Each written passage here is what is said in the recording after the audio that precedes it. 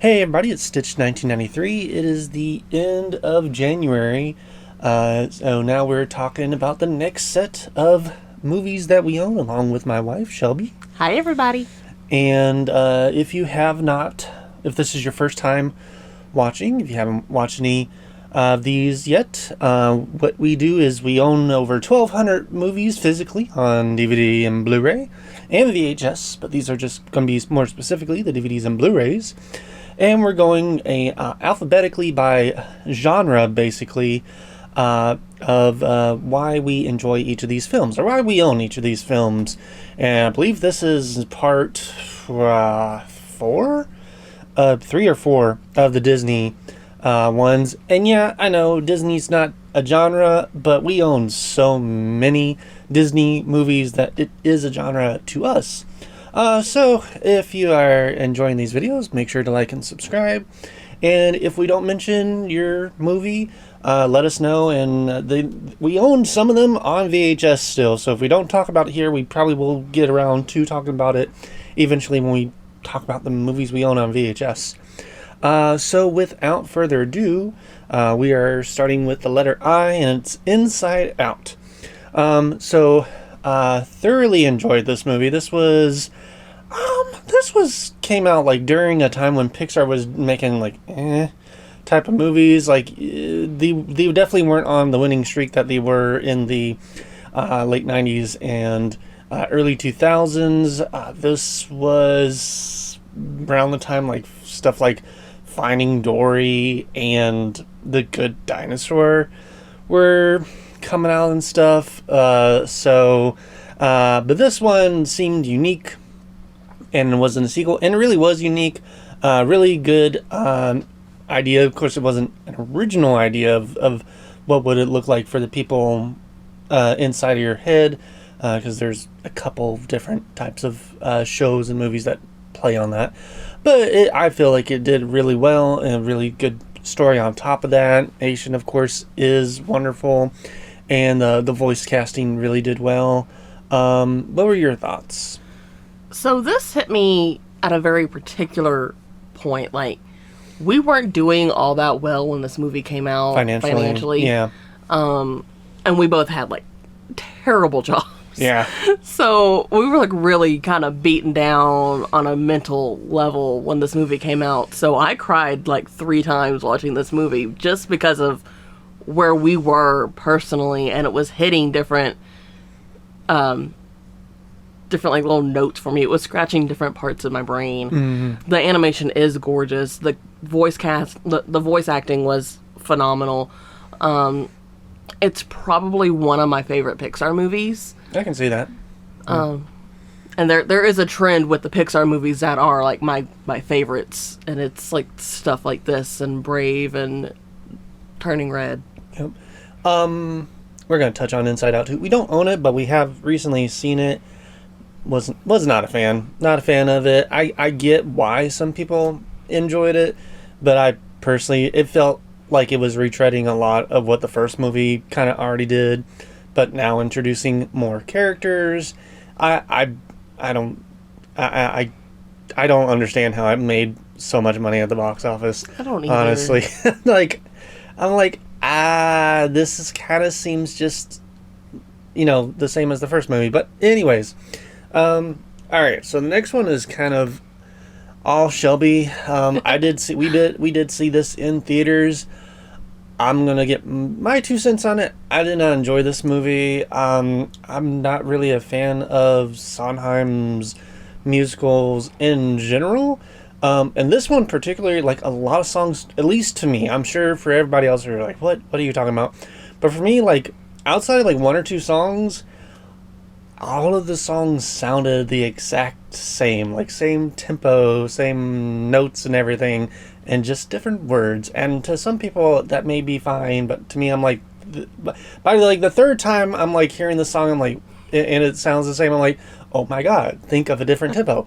Or different. Anyways, I did enjoy, Agony. I do like Chris Pine was funny in it, as well as some of the other cast members. But overall, it was not my cup of tea. Did you even say the name of the movie? Oh, I'm It's sorry. Into the Woods. It's Into the Woods. I'm putting the poster up here so y'all see it if you're watching it. If you're just listening to it, I am so sorry. The movie is Disney's Into the Woods. So, yeah, you have an issue with the consistent musical motif all the way through, and you just really don't like Meryl Streep. I don't. You think the only movie you would willingly watch with me is Devil Wears Prada. Yeah? Yeah. But see, I am a huge Sondheim fan. I love Sondheim. I love the fact that he can be telling multiple different stories in the same show, but the musical motif is what connects them all together, which is what this show does. It's also what the musical does. Agony is my favorite, though. I absolutely love Agony. I love Giants in the Sky. Everyone did a great job. I thought that Emily Blunt, I feel like they probably should have got someone with a stronger voice to play. Stronger singing voice? Yeah, a stronger singing voice. She's a great actress. It's just, that's a pretty big role in the show, and it didn't feel like her notes were hitting as hard as they should have. Anna Kendrick as Cinderella was fine. They probably should have found someone who could get up there a little more, because On the Steps of the Palace is a really high song, so they probably should have got someone who was more of a true soprano to hit those notes, because Sondheim is hard. Like, all of his shows are hard. There's not really a... Hard to sing? Yeah, hard to sing. So, and Into the Woods is probably one of the easier ones to do in general, because it's fairy tales, so they need to keep it kind of light, but not really. But overall, I did enjoy it. The sets are great. The costumes are great. Just kind of throwing Johnny Depp in there as the wolf just kind of made me giggle. Yeah, I had a lot of fun with this. I know you hated it. I played the soundtrack for like a month straight. And it's not that I don't hate musicals, because I love this next movie, which is James and the Giant Peach, based on the Roald Dahl book of the same name. Kind of gets the same art style, too, if you've ever seen the art style of the book. This is one of those 90s childhood films. This was like one of the first films I remember asking to rent from Blockbuster. I remember seeing the poster. We didn't see it in theaters. I don't even think I remember seeing a trailer for it. I just remember seeing the poster, and I was already infatuated at that age. I think this came out in like 97 or so. So I was like 3 or 4. But I was infatuated with stop motion animation, and I could tell from the poster that it was stop motion or clay animation. And I was like, we need to rent this movie. And not only did we rent it, we just like straight up just bought it. And we watched it that night, and it became just one of the pinnacle movies of my childhood. And yeah, the music is great. I love, this is, I believe, Randy Newman doing the songs. So that's great. The cast is great. And just a really interesting story. Of course, it is Roald Dahl, so it's like that slightly dark story, but it's for children, so it's not too dark. But there's some weird, creepy imagery in it. And yeah, before anybody says, yes, there is. Jack Skellington does pop up in this as a slight little cameo in the underwater pirate scene. So yeah, we all know that. I know. And of course, this is stop motion animation done by Henry Selick, who was the stop motion animator for Nightmare Before Christmas, as well as a couple other films. I know everybody's like, Nightmare Before Christmas is his best film. I honestly think James and the Giant Peach is his best film. But, you know, that's to each their own. And I know it's kind of the opposite with you on this one. I really don't like this one. It's one of the few Disney movies I fundamentally can't stand. I don't like the music. I don't like the art style. I don't like the settings. I don't like the characters.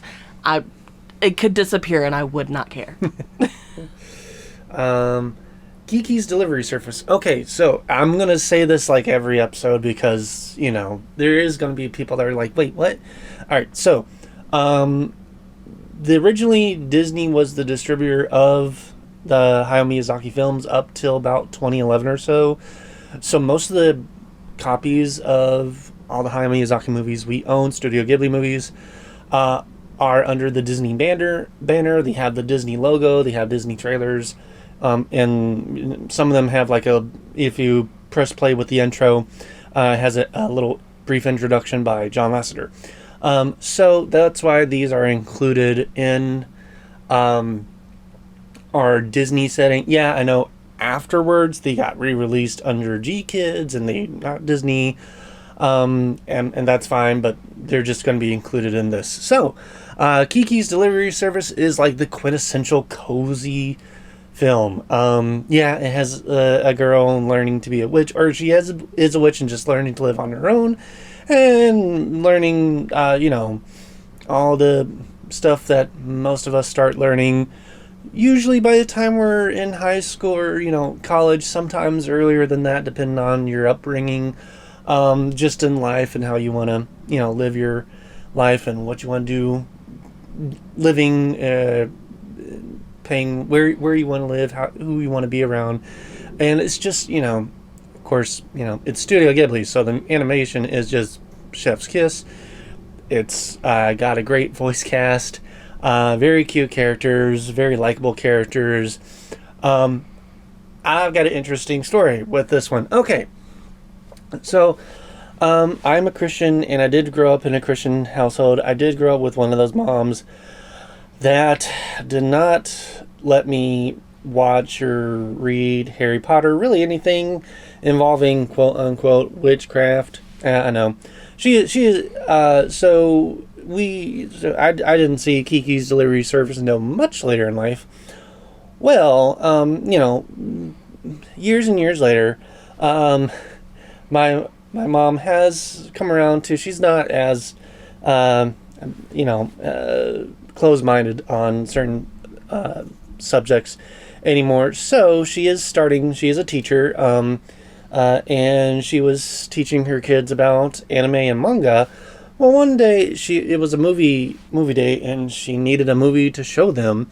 And she's like, I guess subscribe to YouTube, so there's movies on YouTube, and the only animated anime movie that was available at the time that was rated G was Kiki's Delivery Service.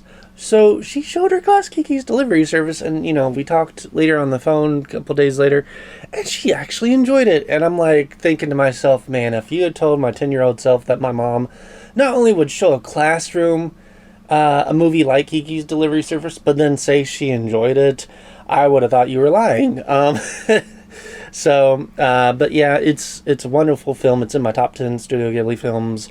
What were your thoughts on this one? I love everything about this. Not only is it just the coziness of it and the art of it is just gorgeous, but I have a very distinct memory of being very little, like early elementary school age, little, watching this, eating brownies in my grandparents' living room. Like, this was my first Ghibli movie. I loved every second of this. It was like one of the last trips I went to my grandparents on my own before my brother started going.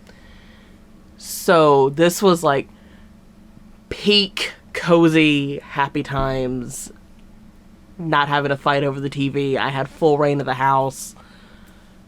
It was so much fun, and I loved everything about this. I watched it like 5 times in a week. It was so good.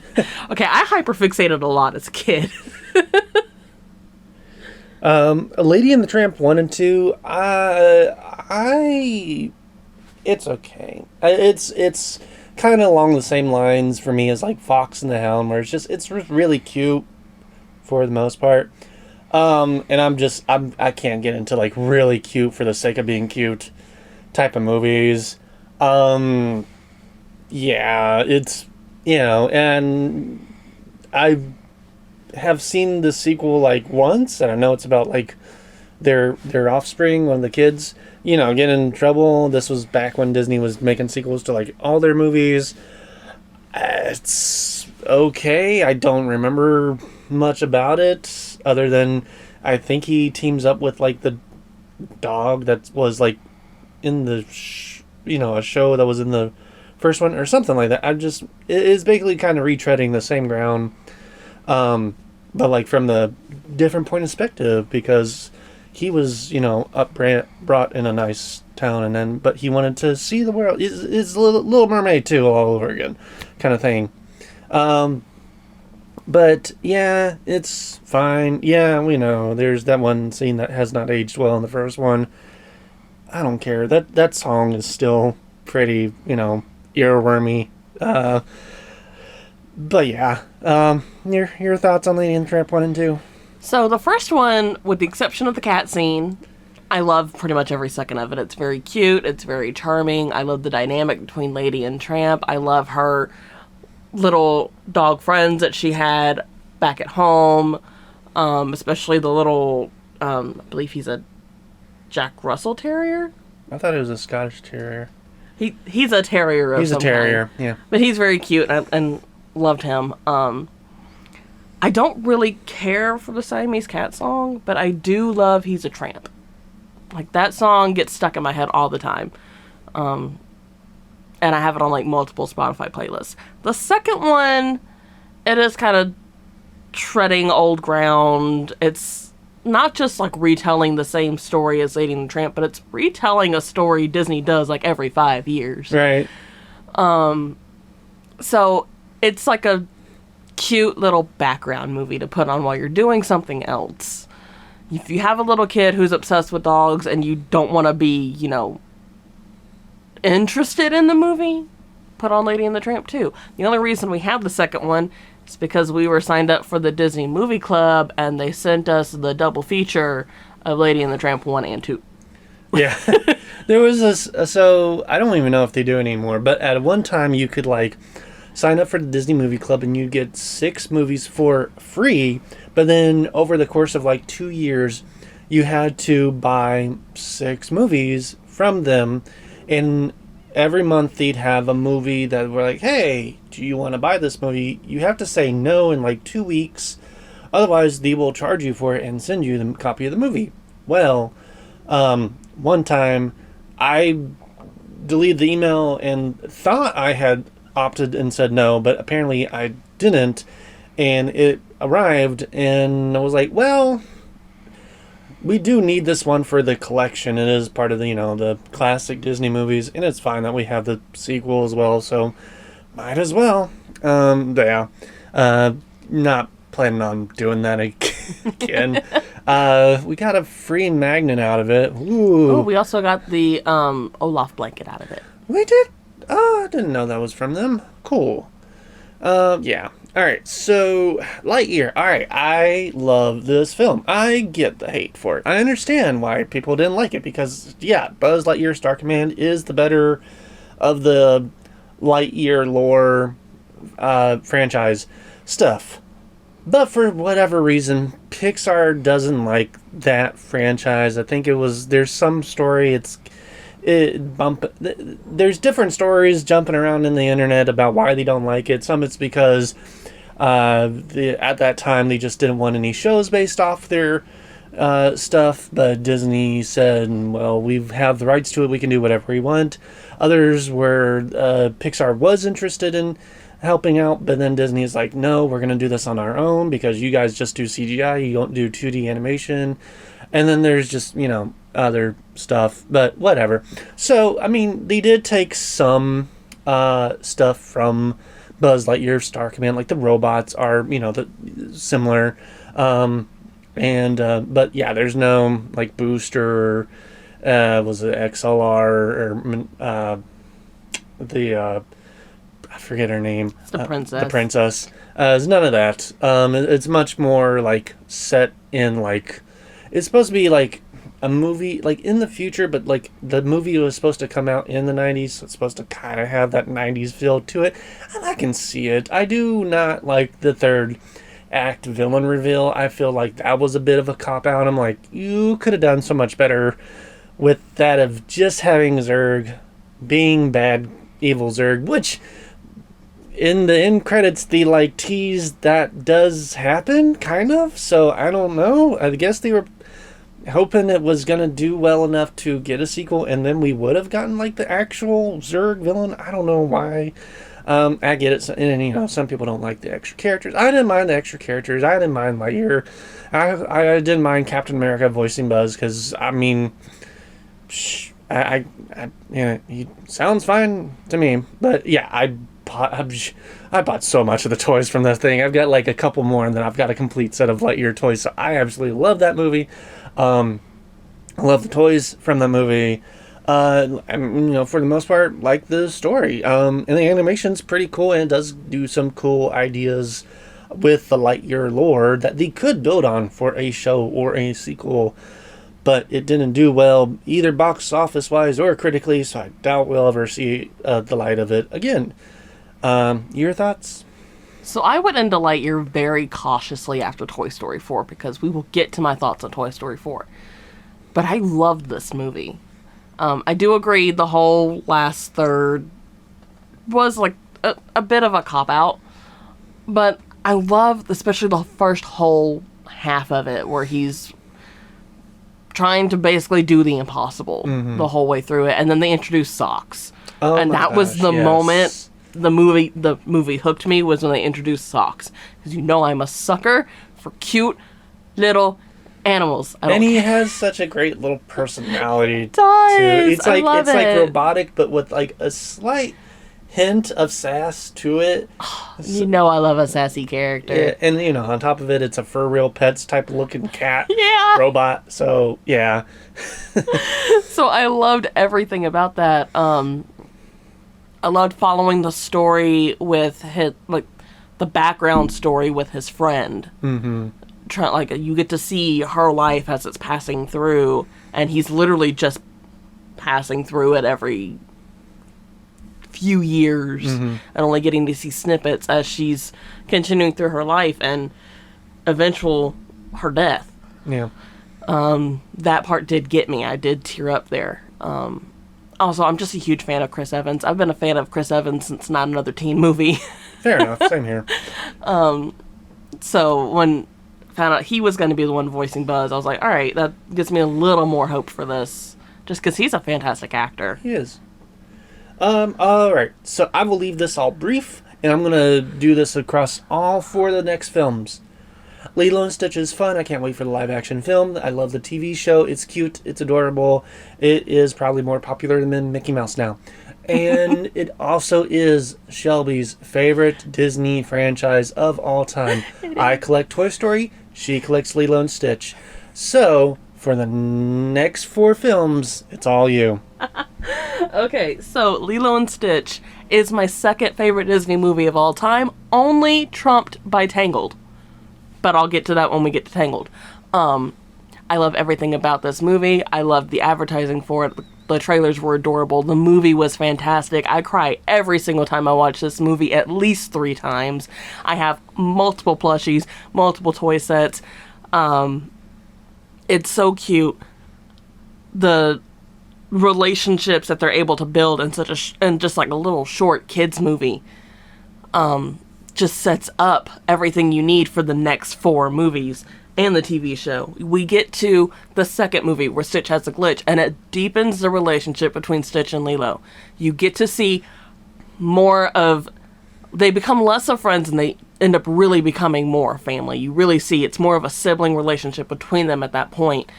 Especially the scene where they had their little fight in the Stop Touching Me scene. Is that from the sequel? That is from the sequel. I kept thinking for some odd reason that was from the show. No, it's from the sequel. Huh. And that whole scene is just, one, it's a really comedic moment in the middle of a pretty heavy movie because Stitch is essentially dying this entire movie. Jumba ends up explaining that, this is an issue with when he was made. He wasn't, fully charged up, and now he's basically losing his energy. He's basically dying. And it parallels itself to a story that Lilo's trying to tell in her hula. So, moving on from that, we go into Stitch, the movie, which is really just a TV show trailer for the show. It's the pilot. It's a pilot. Yeah. So really the only thing that you need to know for this is cousins. It's just they're chasing after one cousin and they find out there's more cousins, and at the end the cousins start popping up, and then you get the TV show. You follow the TV show all the way through. I wish we would have gotten to see them actually catch every single cousin. You don't. But by There's the 625, five, and the show only lasted 80 episodes or so. Yeah. Yeah. and then we get to Leroy and Stitch, which is the finale. It is all the cousins have been caught. We don't get to see all the cousins get caught, but all the cousins have been caught. Hansterville makes a Stitch clone that is just straight up evil. That Stitch clone clones himself, Gremlin style, basically. And then a big battle ensues. Lilo pretty much realizes that they need to go back off into space and everyone needs to kind of separate and do their own thing. So it's very much just this is where we're ending. Everyone ends in a good note. It's cute. It's a good wrap up. Really only watch Stitch the movie and Leroy and Stitch if you're doing the whole start with Stitch the movie, watch the whole show, end in Leroy and Stitch. It's kind of like when you go to watch Kim Possible, you watch her 2 movies while you're watching the show. Disney. But the movies wouldn't make sense really without watching the show. The first one makes sense, but it leads directly into the show. Gotcha. So like it kind of pulls So you Leroy into. and Stitch wouldn't really. Not make really. sense. Like you need to have the show as a basis to know what's going on. Got it. The big reason I didn't go really deep into the main movie, the one that started it all, is because what else can I say that hasn't already been said? And if I start talking about it too long, I will start crying. And your thoughts about the upcoming live action? I am so excited. That trailer dropped and I was literally vibrating in my seat in the theater last time we saw it. All right. And then Lion King 1 and 1.5. I thought we owned 2, but I guess we don't. So Lion King, I will admit, I did not watch this until I was in college. It just never interested me because I'm just not a big fan of movies that are just about animals, especially animated ones. So, like, I knew the songs. I knew what the story was. I knew all the dramatic beats and the, Scar and Mufasa. I knew all of it. I just hadn't seen the film from beginning to end.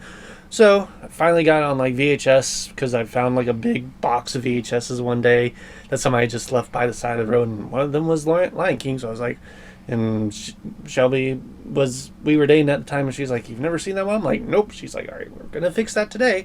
So we watched it. I'm like, "All right, cool, I get it, it's great," but I'm like, it's not gonna be in like my top 10 or whatever Disney films. But good voice casting, good animation. It's got an interesting backstory to it. If you look up like the history of creating that movie, it was like Lion King and Pocahontas were being made at the same time, and Lion King was actually like the one people really didn't want to work on because they thought Pocahontas was going to be actually the better of the 2 films. But then you get Elton John to make music for it, and well, you got a classic on your hand there. I actually like and prefer Lion King 1.5 more. I grew up with the Timon and Pumbaa show, so I do connect more with those 2 characters. So it's great just having them retelling, or basically the slight prequel / side-by-side movie of 1, but from their point of view. I enjoy it. I enjoy the music better from that movie. It's just overall a better film, in my opinion. More fun, more interesting type of thing there. Your thoughts? So, The Lion King is a masterpiece. The music is fantastic. The animation is great. The voice acting is excellent. But it is one of those movies, it takes a lot out of you when you're watching it. Like, there's a lot going on. There's a lot of big emotional beats. So for me, it makes it hard to watch. Like, I don't really like watching movies where the dad dies because I love my dad so much. So I don't like it. I do love the movie though. I just don't like having to sit through that moment. Fair enough. Also, the older I get, the harder it is to watch The Lion King. Right. Because of when you're a kid, you don't really know what's going on in the world, and you're just like, oh, this is just a fun little movie. Then when you're watching The Lion King as an adult, you realize, this looks familiar, and it's harder to watch. Liking One and a Half, on the other hand, though, was just fun, and the only reason I got that one growing up is because I was a little nerd in elementary school, and it was the reward for reading too many books. You got to go sit in the library, watch Lion King 1.5, and eat pizza, and I came home and went, Mom, I want a new movie. So did you win just watching the movie, or did they like give you a copy of the movie? No, the prize was a pizza party in the library watching Lion King 1.5. Got it. Little Mermaid, of course, the classic, the one that broke the Disney curse, their losing streak at the time. This is the technically the one that started the Renaissance era, even though you could argue like Oliver and Company or The Rescuers Down Under technically was, or even the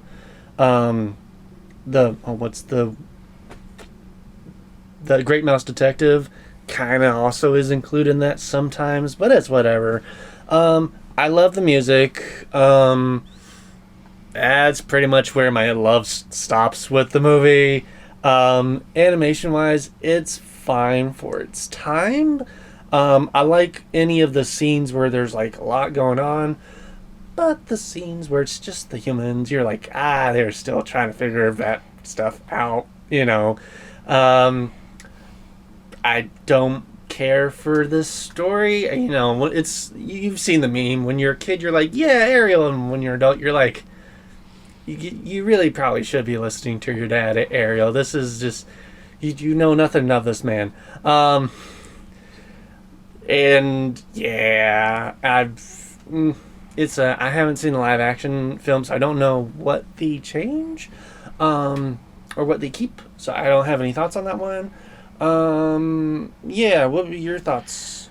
So when I was little, I loved this movie because I loved the soundtrack. And I really do enjoy the underwater scenes. They're beautifully done. It's very, very well done. Yeah. And Eric is just pretty to look at. But that's where it stops with Eric. Where is the personality? Like, come on. I know, like, Snow White's prince doesn't have a personality. Cinderella's prince doesn't have a personality. And then we get Philip, and he has a personality. And then we revert back, and Eric doesn't have a personality. I'm just like, come on, Disney. That's why I prefer the more modern princess movies, because their personalities are more developed. Really anything after Little Mermaid. Yeah. Because, the next one after that is Beauty and the Beast. So Belle's got one, Jasmine's got one, Mulan. Everybody after that has... all of their male counterparts have personalities. Exactly. But Eric didn't. He was just, look, I'm pretty. I'm pretty and I can sail and swim good. Not so much swim good, because he had to get saved by Ariel. But yeah, and again, as you get older, the story for The Little Mermaid just irks you. You're like, no. You just kind of, you basically just want to like thump her on her head and be like, hey, no, you're still a baby. You don't have the life experience to deal with any of this yet. And just, it irks me. That's why I prefer 2 over 1, because Melody's decisions aren't driven by a man. She just wants to be in the water. Yeah. And there was like a lot of kids, especially in the 90s and early 2000s, where like that's all they wanted to be. Like, I just want to be in the pool, just want to be at the beach all day. All day, every day. So I think Disney saw that and they're like, well, we'll make a movie about that. The next movie's all yours. Okay, the next one's the Lizzie McGuire movie, and I grew up on the show, and when the movie came out, my little kid mind lost it. So I love the movie. I love that when it starts off, you kind of wonder, are you in the right theater?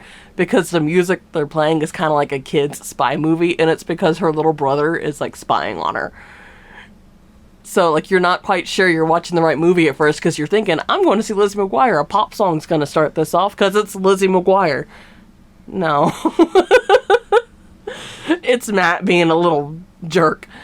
And then the meat of the story starts, and she's in Italy. She's doing all this really just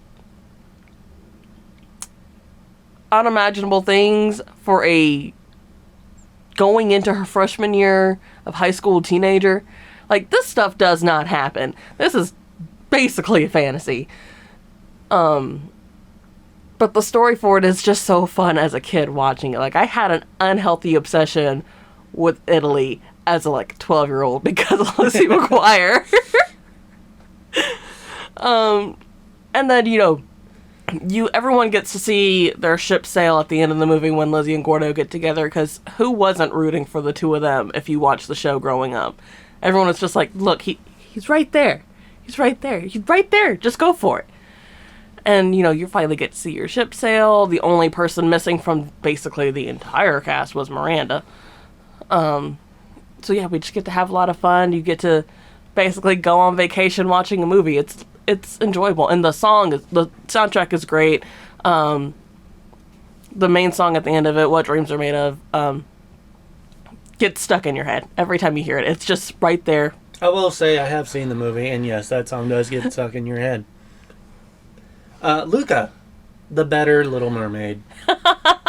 It is. It's one of Pixar's, starting in when they were kind of just revamping and saying we're going to do more original movies than sequels, kind of after all their sequels didn't really do all that well. This was fantastic. This was one of the last ones that was a Disney Plus exclusive, before they started moving back to Disney Plus. Although I think Turning Red also was Disney Plus exclusive. I don't know. It was one of those where it didn't come out in theaters until years later. But I thoroughly enjoy it. It is a beautiful film. I love the look of it. They're in Italy. They're right? back in Italy. They're in Italy. But it's great. I love all the characters. I don't know what Disney has with Bruno, but speaking of Disney, the meme, if I had a nickel for every time Disney had some issue with Bruno, I'd have 2 nickels. Not much, but it's weird that it happened twice. But yeah, I love the story. Yeah, I see. I do see the similarity about being gay, trans, whatever. Just basically trying to hide yourself, what the real you is from by around you, because you fear that people will have a wrong reaction to it, and you kind of don't want to have to deal with that, and trying to figure out who to come out to.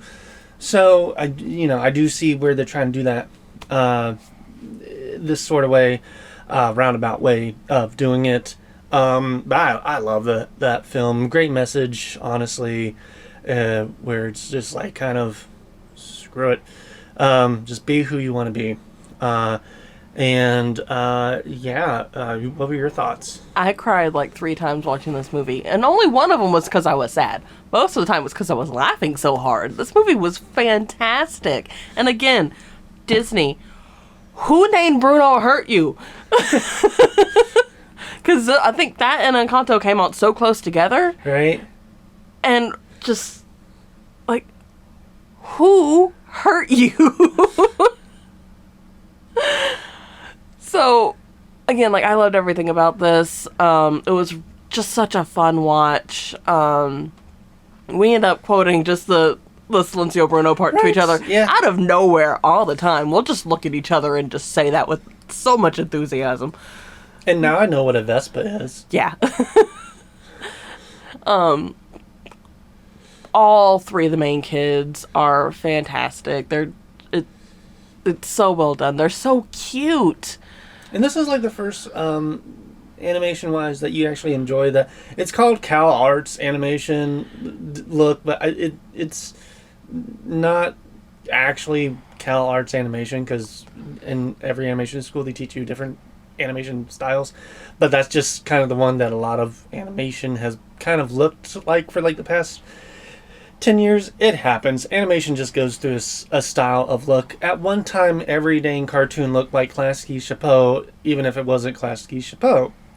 So, eventually, and we're already moving away from that now, so with just the rounded, but this was the first movie that you actually like that art style. Well, yeah, because most of the time that art style, it's not like everything's not, fully rounded out where you can see like proper shadows and there are still like angles. Most of the time it was just round and flat. Where this one, it had more dimension to it. And I really hate the round and flat look. But this one, it had more dimension. The setting was gorgeous. There was more going on. Yeah. It worked really well for this particular project. But besides, they're also supposed to be that kind of awkward stage of kid where, yeah, you are a little rounder than you're used to. Yeah. So having the rounder faces. Well, then and you kind of in the age range where you still kind of have what's called baby face, but but you might not have like a baby body. Yeah, like you're starting to sprout up, but you still look 5. Yeah. Mary Poppins, it's a classic. Love the music, love the acting. I even love Dick Van Dyke's weird accent. It's I don't have any issues with the movie at all. I don't like the sequel. It did not do well. It really just tried to do Mary Poppins again, and it just no. I'm sorry, Lin-Manuel Miranda, the Sherman Brothers. You are not. But I love Mary Poppins. It was a childhood favorite growing up, and it is a Disney masterpiece classic. I think you can say the same. Yeah, it's fantastic. It's one of my favorite Julie Andrews movies. I know. Was this the one she was working on when My Fair Lady came out? Yeah, so the story is she wanted to do My Fair Lady, the film, and they went with the actress. They went with Hepburn. Audrey Hepburn. But she was doing the movie on Broadway. Yeah, she was doing My Fair Lady on Broadway, but was also pregnant at the time. And Disney came to her and was like, "Hey, we're doing Mary Poppins. You want to do that?" And she's like, "Sure, but I'm pregnant." And he's like, "That's fine. We'll wait." So after she had the baby, they signed her on to be Mary Poppins, and then it just happened that both films came out that year. Yeah. And both films are great. I believe she actually won like Best Actress or something. So when she did the Oscar thank you, she thanked the person that didn't hire her for My Fair Lady. But yeah, honestly, as much as I would have enjoyed seeing her in My Fair Lady, if it had to be her playing Eliza Doolittle or her playing Mary Poppins, I'm glad we got her playing Mary Poppins, because there's nobody else who could have pulled that off at that time. Yeah. To that degree, because I'm telling you, she did fantastic. I mean, she always does fantastic. Although I would have liked to see like a weird timeline where like actresses switch, so you've got Audrey Hepburn as Mary Poppins. Just that'd be interesting. All right, Mickey and the Beanstalk and Through the Mirror. So this is in like this one of the for a while Disney was like re-releasing all the classic shorts in these little volumes. So we have volume 1 and volume like 4. So volume 1 is Mickey and the Beanstalk and Through the Mirror and a couple others, but the main two that are the great ones are Beanstalk and Mirror. I like Beanstalk. It's really just Mickey, Donald, and Goofy doing the Jack and the Beanstalk story. It's fine. My favorite, and the reason why I bought the collection, was Mickey Through the Mirror, which is Mickey Mouse's version of Mickey Through the Looking Glass or Alice in Wonderland, Alice Through the Looking Glass. And here's why. So, growing up, Disney Channel would have days, usually on the weekends, where they would have one of their classical movies like Alice in Wonderland, Mary Poppins, Aristocats on the Disney Channel without ads. So you just watch the full movie there. And one day it was Alice in Wonderland. I had never seen that movie before. So I highlighted it in the magazine, I put it on the calendar, and I made sure everybody in the family knew that on this day we are watching Alice in Wonderland on TV. Not watching anything else. This is when it comes out. This is what we're watching. So that's what we switched to during that time of the day.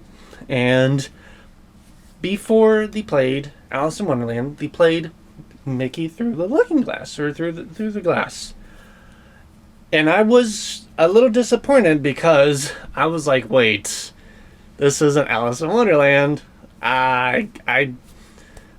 Disney, what are you doing? This is not what you advertised. I didn't realize that they were going to show that and then show the original movie.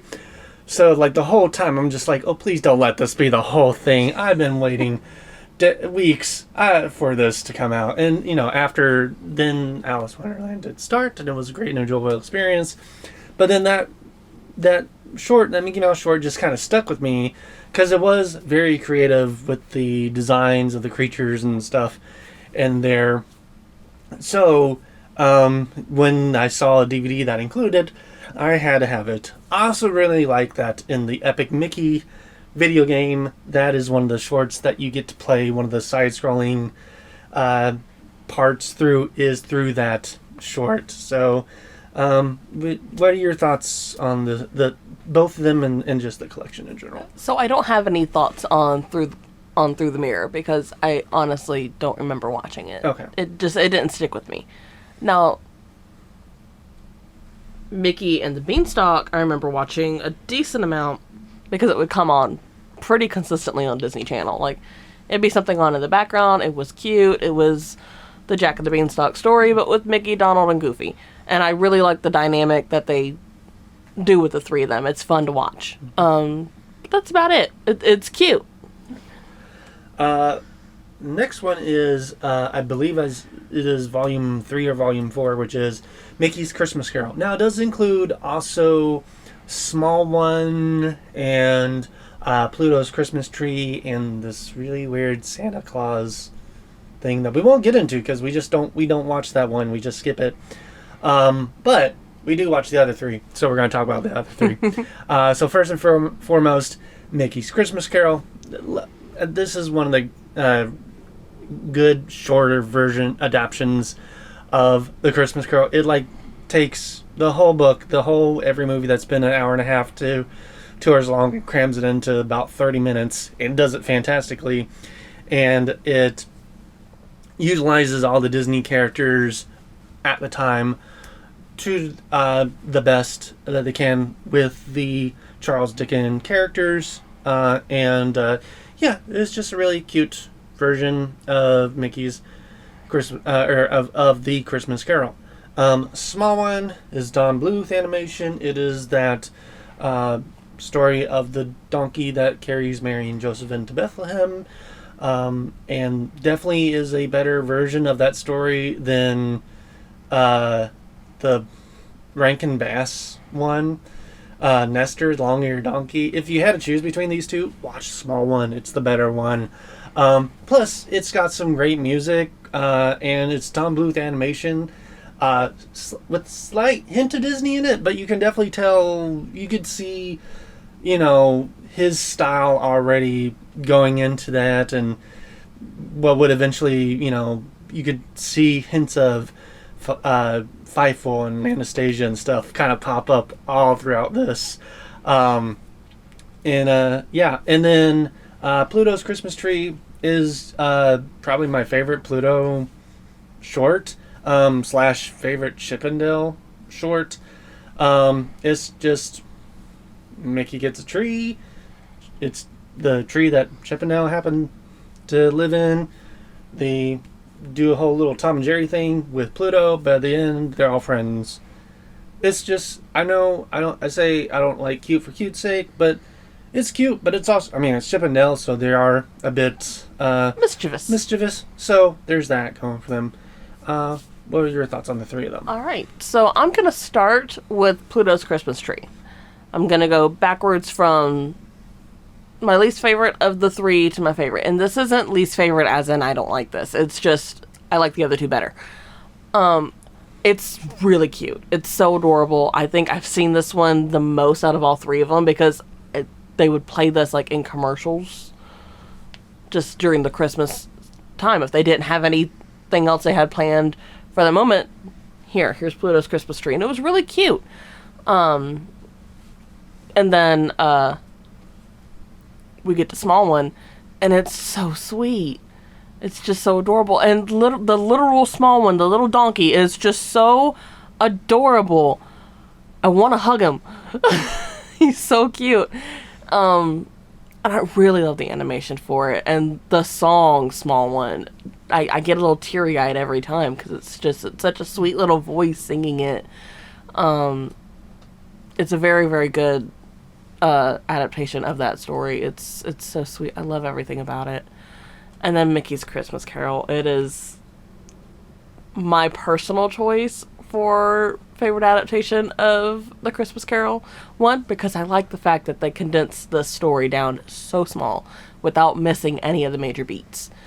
And they did a really good job of matching the Disney characters to the Dickens characters in the story. It's also, it has the added benefit of no Miss Piggy. I love I think I've watched this every single year since before I had memories. I don't remember a single moment in my life where I didn't know that Mickey's Christmas Carol was a thing. It was just automatic. Christmas season's coming up. We're going to sit down and watch Mickey's Christmas Carol. And now it's part of our Christmas Eve lineup. Yeah. It's our second to last movie of the night. Yep. Funnily enough, both of our movies leading up to our last movie of the night are adaptations of The Christmas Carol. Yeah. It's very, very well done, and I really enjoy it. And last one for this video is going to be Monsters, Inc. So I'm going to tell them a story about this one, and then I'll give my thoughts. So we did see this in theaters. I do remember seeing the trailers for it. We had the box copy of Toy Story 1 and 2 that included the teaser for this one. It was just Mike and Sully just talking, getting into that one room talking and then exiting. That was, and then eventually we did see other trailers for it on television. But I watched that teaser trailer over and over again until that movie came out. And then we go see it, I think like opening weekend or the weekend after it opened. And the introduction, after the upbeat 2D door stuff, the actual intro with the kid asleep and, the monster sneaking into the room and stuff, did actually frighten me. Like, I was, starting to feel, well, hold on. I thought this was a Pixar movie.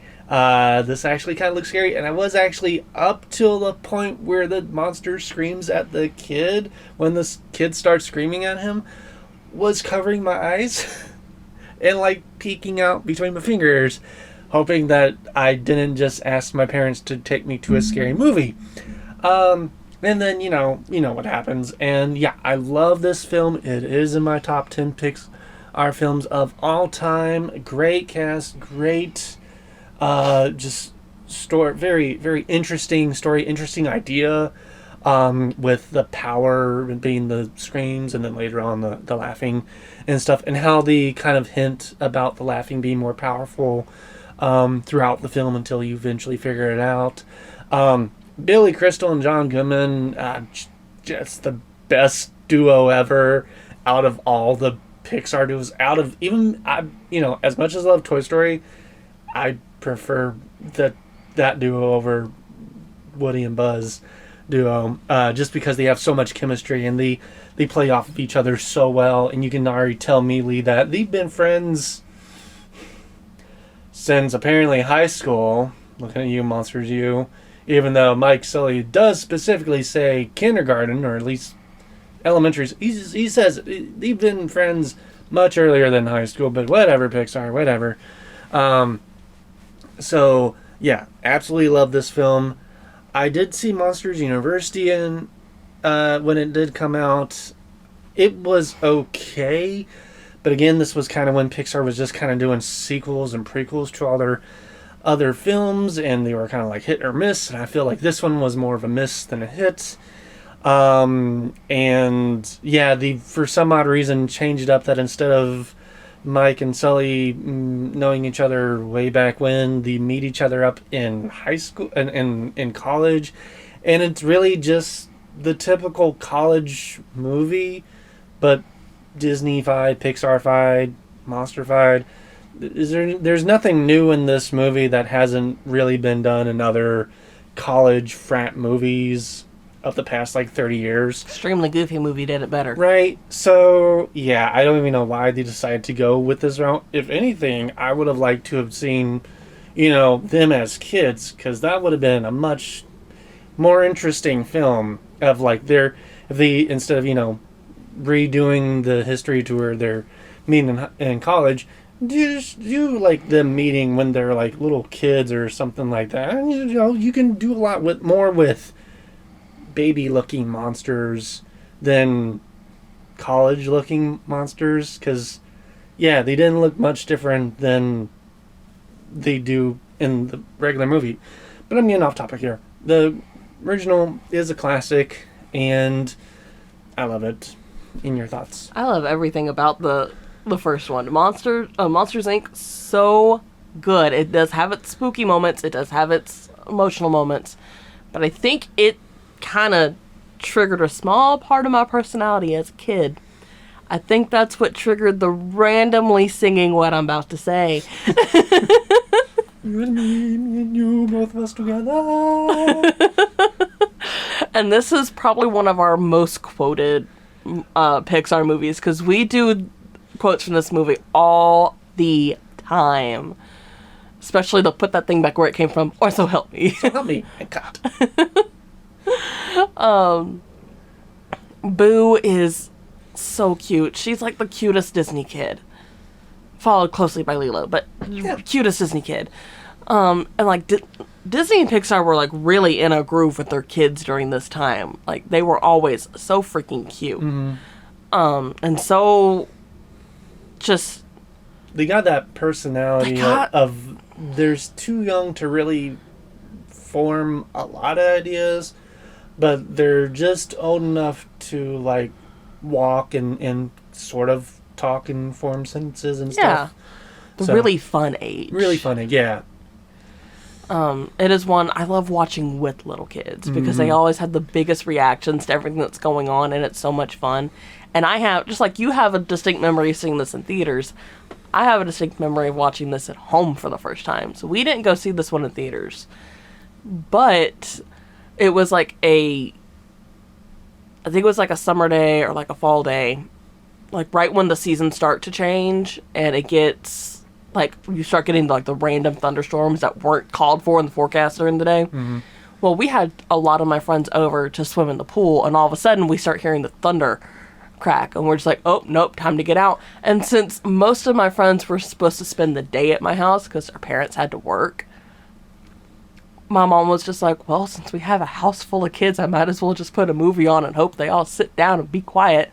So she puts on Monsters, Inc., and there's like 12 kids in my house because it was like pretty much half the neighborhood, and me and my 3 brothers are all squished in my living room. And it's a decent sized living room, but when you have 12 kids and pillows and blankets and popcorn everywhere, it was chaos. But it was so much fun because we like squeezed like 5 7-year-olds on this like 30-year-old couch in my living room. And we just had so much fun with it. Everyone's reacting to it. My youngest brother, who was like a baby, is in the back like crying. So yeah, we just had a lot of fun with it. All right. So that'll be it for this video. Again, if you enjoyed hearing us talk for about the past hour about Disney movies or just movies in general, remember to like and subscribe. If you know of a movie that was between the letters that we just went over that we missed, as I said, we might have it on VHS, so we'll get to it then. Or we just might not own it yet. There are a lot of Disney movies we just don't own yet because, for whatever reason, we just don't own them. So definitely, so comment down on your ask us about ones we don't own and ones we didn't mention, and I'll let you know what happened to it. Well, like in the case with Lion King 2. We don't usually seek out Disney movies on Amazon to like just order and buy unless it's a newer one and we just want to make sure we get it. we try to just, if we see it out in the wild, we get it. The Yeah. thing is, with Lion King 2, when people got that movie, they didn't get rid of it because it's really good. Yeah. So some of them are just a little hard to find. Next month we'll be doing this again. We'll be starting with the M's, or I mean, we ended it with M's, but we'll be continuing with the M's with the Muppet movies, and there's a lot of them, so I can't wait. Until next time, thank you and have a good day. Bye bye. Bye.